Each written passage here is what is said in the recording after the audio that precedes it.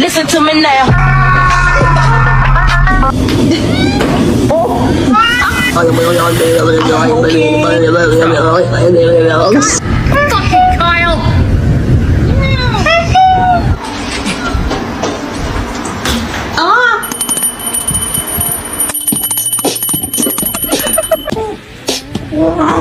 Great week, and we will talk to you next collect week. the rent money. It's been 3 days. You're late. Got off work, so don't.